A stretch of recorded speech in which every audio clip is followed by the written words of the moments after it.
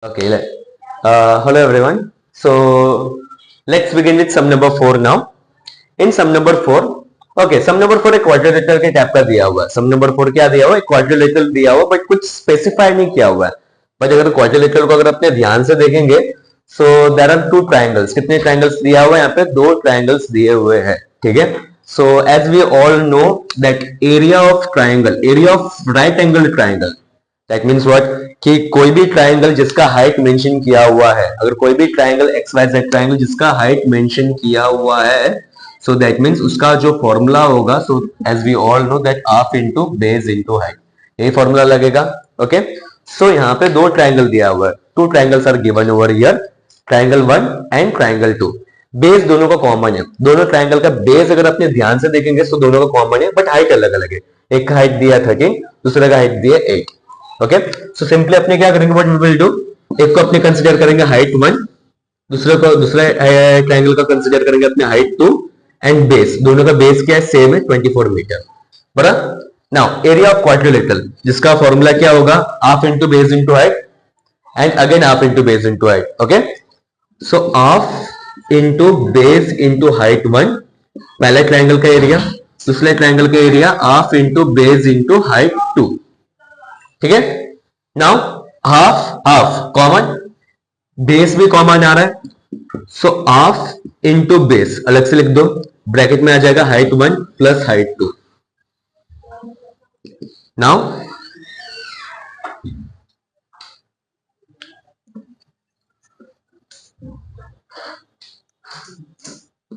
Half into base, base का value क्या दिया मेंशन किया हुआ? It is given 24.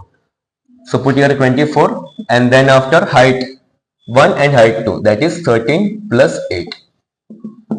Half into 24 into 13 plus 8, that is 21.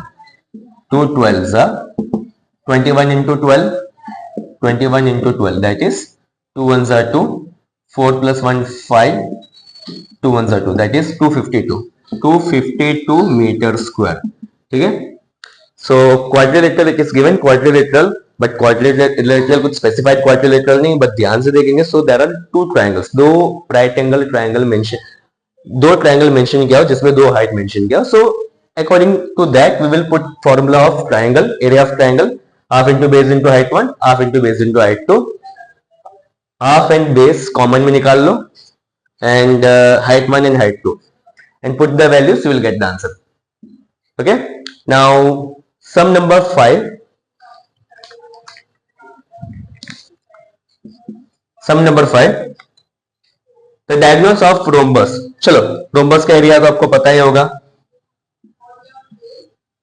5th number का क्वेश्चन इजी है. एरिया ऑफ rhombus निकालना है. एरिया ऑफ rhombus का formula, area of rhombus that is half into d1 into d2. d1 का value already दिया हुआ है 7.5 centimetre and d2 का भी वैल्यू ऑलरेडी दिया हुआ है, that is 12 centimetre. Okay. Simply half into d1 into d2 value put करने अपने को. हाफ इंटू d1 का वैल्यू दिया 7.5 एंड d2 का वैल्यू दिया 12. जस्ट कैलकुलेशंस करो, you will get the answer. Okay.